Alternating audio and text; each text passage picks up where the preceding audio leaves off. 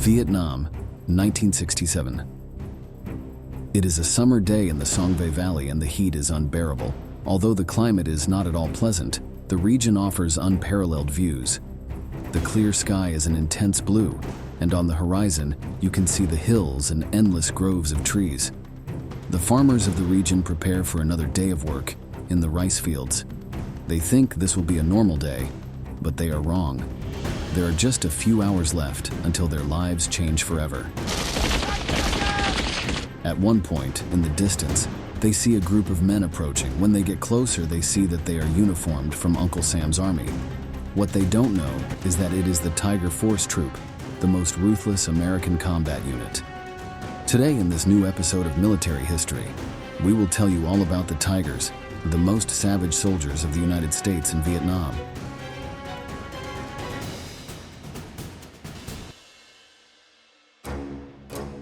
To understand this story, we have to go back to the beginning of the conflict that happened in the Asian country. The Tiger Force was created in November 1965 at the initiative of Major David Hackworth, a veteran of World War II and the Korean War. For this officer, it was necessary for the United States Army to have a group of soldiers that imitated the combat tactics of the Vietcong, the communist guerrillas. They were hiding in the jungle, waiting for the right moment to pounce on the North American troops just when they least expected it. Their strategy was based on brief but intense attacks, which ended after a few minutes when the surprise effect had faded. Then, the Vietcong disappeared into the vegetation, leaving their enemies disoriented and confused after the fierce firefight. This tactic is what Major Hackworth wanted to replicate. They had to be men bold enough to agree to be sent to the most dangerous areas of the country to wage an all-out war against Uncle Sam's enemies. While active, among other things, they would conduct search and destroy missions. Let's listen to a Vietnam veteran tell what these experiences were like. In my first tour of Vietnam, my company was involved in a search and destroy mission, and we walked into a regimental base camp just below the demilitarized zone, and in a 5-day battle, we fought hand-to-hand, and over half my company were casualties. We had 5 helicopters shot down in 3 days. Wounded died because we couldn't get them evacuated. We were eating food off of the dead enemy soldiers. As they were far from any Allied bases, it was unlikely that they would be able to communicate directly with the higher-ups. There were no generals to restrain them and tell them what to do. Once they were in the area of operations, it was them alone against the world. They enjoyed complete freedom to decide the most convenient course of action to fulfill their missions. This ended up being a double-edged sword, since the absence of controls was one of the reasons why they committed aberrant crimes. The Tigers' crimes began in the summer of 1967 when they were on a patrol mission in the Song Ve Valley. Although it was apparently a quiet region inhabited by farmers, American intelligence reports indicated that the Vietcong used it as a hideout. The Tiger Force was to head there, expel the civilians living there, and send them to a refugee camp. Once the site was empty, they had to search it from top to bottom for guerrillas.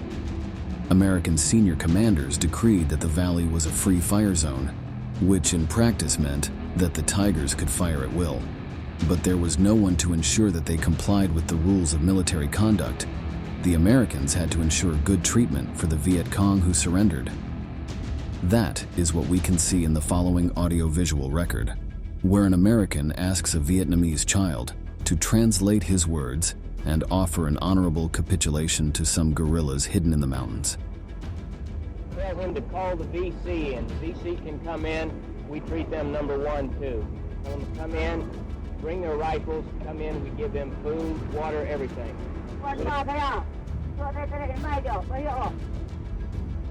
On the way to Song Ve, the Tigers encountered all kinds of obstacles: lack of food, little sleep, leeches, snakes, and Vietcong traps. When they arrived at their destination, they were irritated, tired of walking through the jungle, and eager to take out their fury on the communists. However, among the inhabitants of the valley, there were no Vietcong, only stubborn farmers who refused to leave their homes to go to the refugee camp.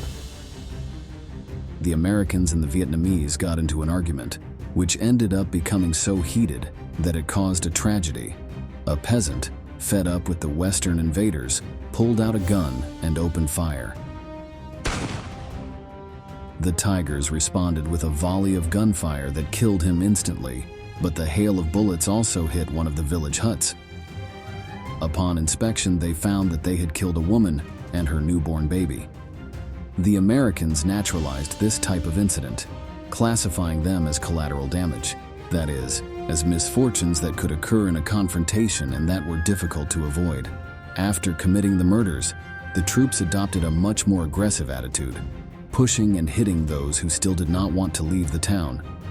Finally, the Tigers got fed up with the disobedience and decided to set fire to the houses, so that the villagers would have no choice but to leave. One of the most sadistic members of the Tiger Force was 21-year-old Private Sam Ibarra. According to his testimonies, he greatly enjoyed seeing how the huts burned and the farmers cried when they saw all their belongings on fire, although his violence was not limited to this. While he was searching one of the houses, he found a man hiding under the table. Ibarra dragged him outside and brutally beat him until he was unrecognizable. He then accused the Vietnamese of belonging to the Vietcong, something that was impossible to prove, and slit his throat with a knife.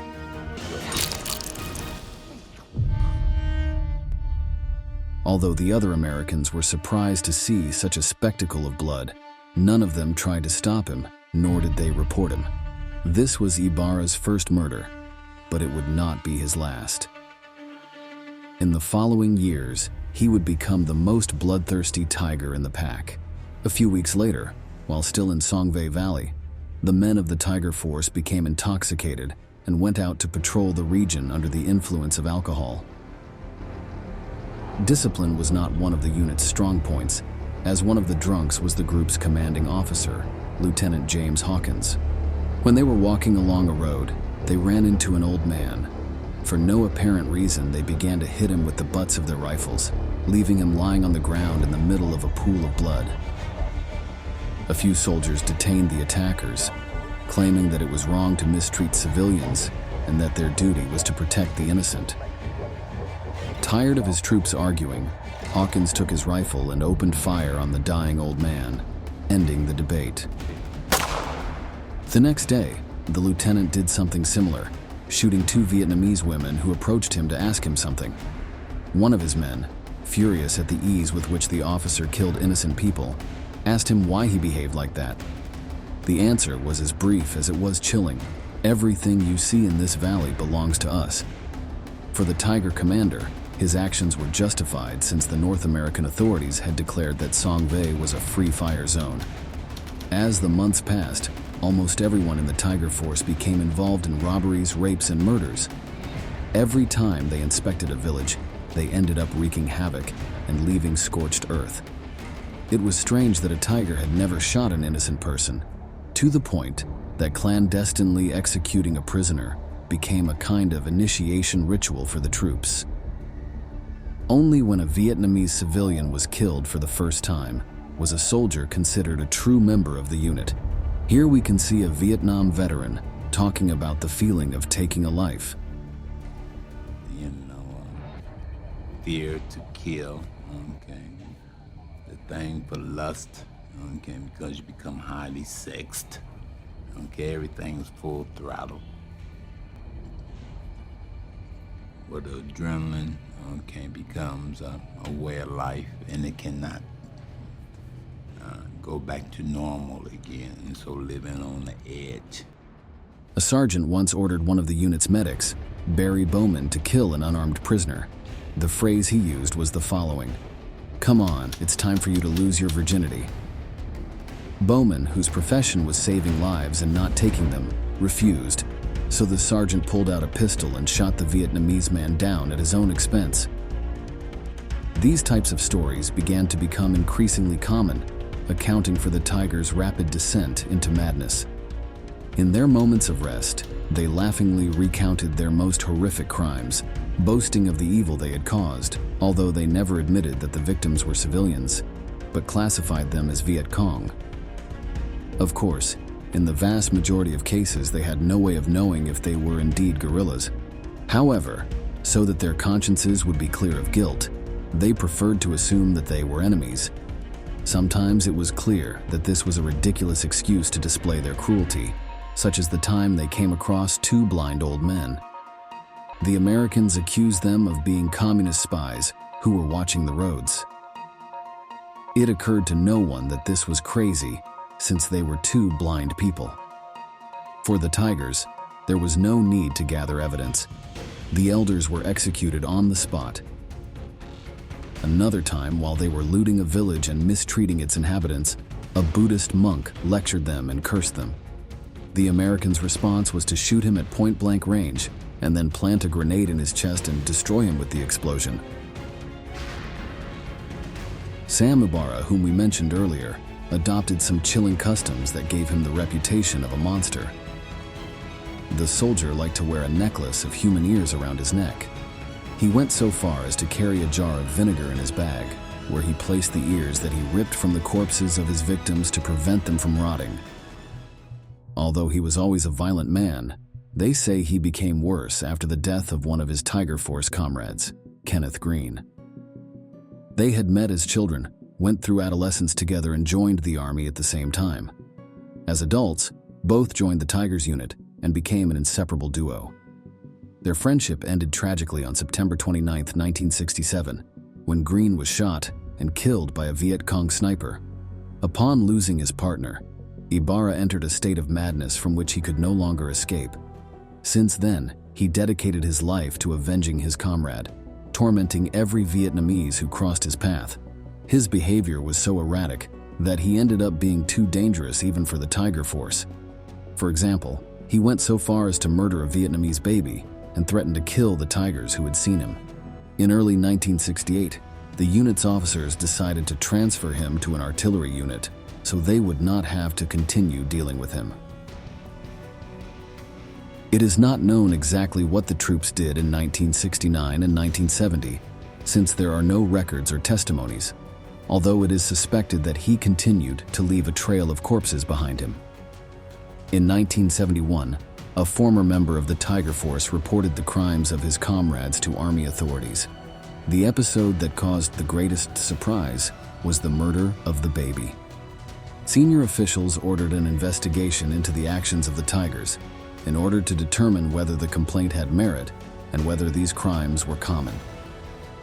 The American government was aware that its men were committing indiscriminate massacres of Vietnamese. The most terrible of all was the My Lai massacre, which claimed the lives of some 500 civilians and generated enormous outrage among the American population. The media could not believe the images of the massacre, and people organized strong protests against the authorities. To prevent something like this from happening again, it was necessary to act before it was too late. The Tigers had to be prosecuted. However, this turned out to be more difficult than expected. By 1971, most of the unit's members had been killed in combat or were retired from the armed forces. Those who were alive refused to testify or lied in their testimonies, as they did not want to go to prison or harm their old comrades in arms. Still, some told the truth out of guilt over what they had done. The final report of the investigation was presented in 1975, and its pages recounted in detail the aberrant crimes of the Tiger Force. Based on evidence of torture, rape, mutilation, and murder, military authorities noted that there were 18 Tigers who could be put on trial and convicted of war crimes. The Army chose not to prosecute anyone and let the murderers go free, with the excuse that it was preferable that nothing be known about this to preserve the good image of the United States. The culprits escaped punishment. For example, Sam Ibarra, who was the most bloodthirsty of the Tigers, died in 1982 of pneumonia in the comfort of his home. Fortunately, as often happens in these cases, the truth always comes to light.